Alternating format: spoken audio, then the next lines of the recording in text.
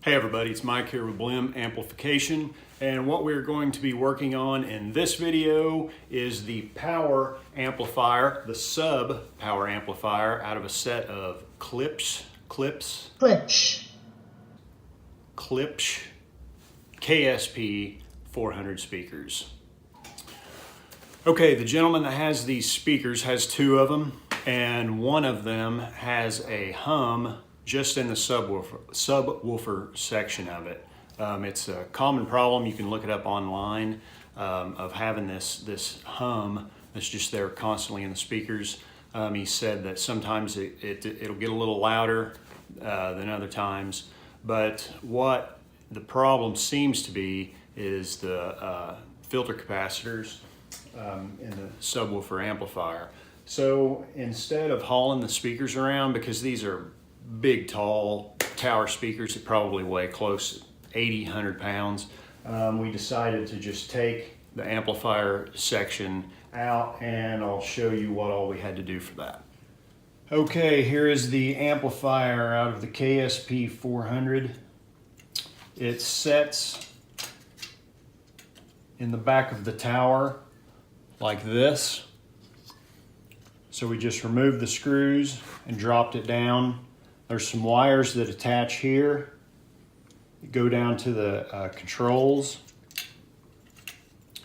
And right here is where the main two red power comes in to the transformer. And there's also a green and a black wire that come up connected to the subwoofer and attach. And I'll get the camera where you can see that. Okay, in order to remove this completely from the tower, there was a green and a black wire coming that was connected to the subwoofer, I'm assuming. And the green connected at J25 and the black connected at J18. In order to remove this board, you got to remove all these screws down here along this heat sink and the screws that actually hold the board down.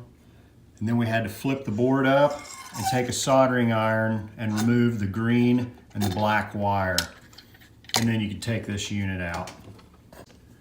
Okay, these are the two capacitors that people on forums have said is the problem. And you can kind of see that they got some bulge on the top. But we're just going to go ahead and go in here and replace all of these electrolytics and see if that solves the hum issue in the subwoofer.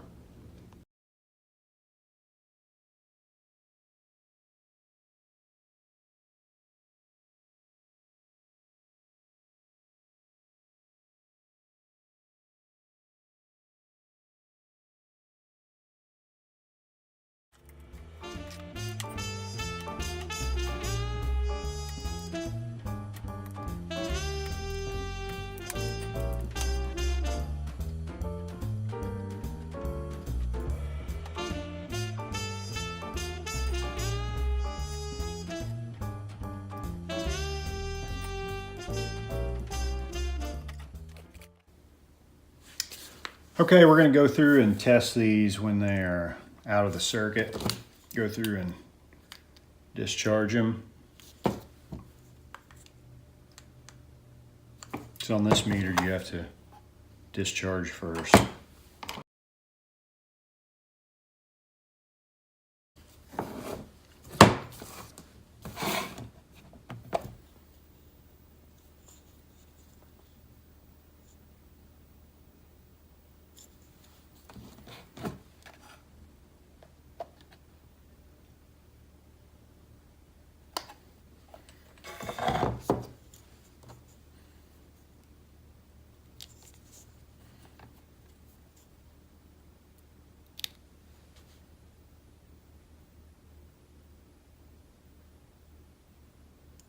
$5,900. Supposed to be 68. This is another 6,800.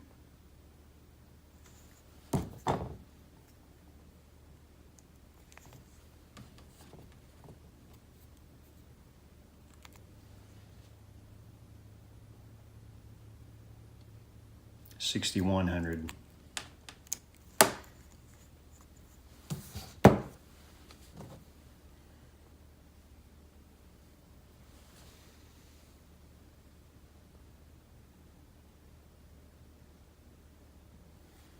.470, 25 volt.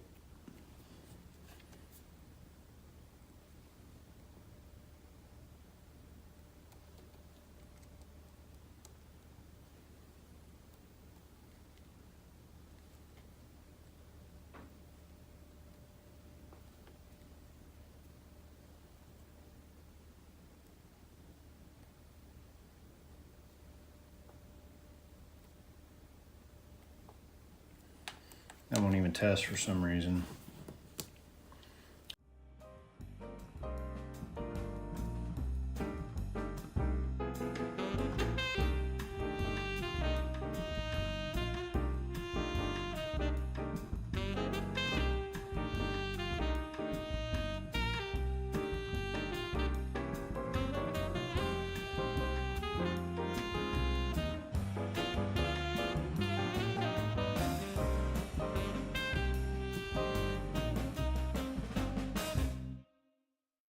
Let's do ESR.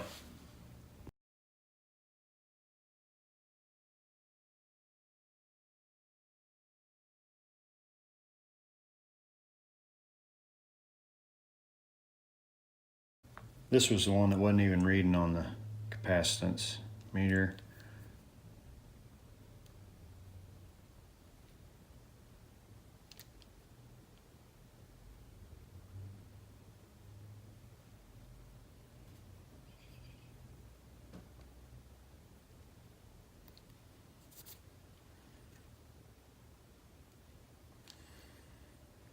This one here has some issues. I don't know. One of the leads must be broke off in there or something.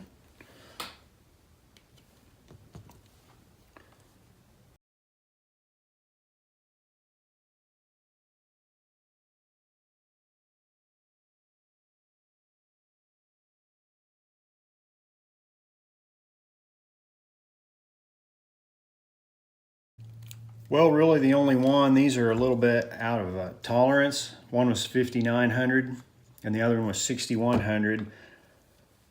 This one won't even test a 470 at 25 volt. So what we're going to do is we are going to just replace them all. Going to have to order these, but thank the Lord I have a Radio Shack House of Electronics remaining here where I live, and they usually have capacitors like this, so may just have to order these two. So we'll get parts ordered and get back with it.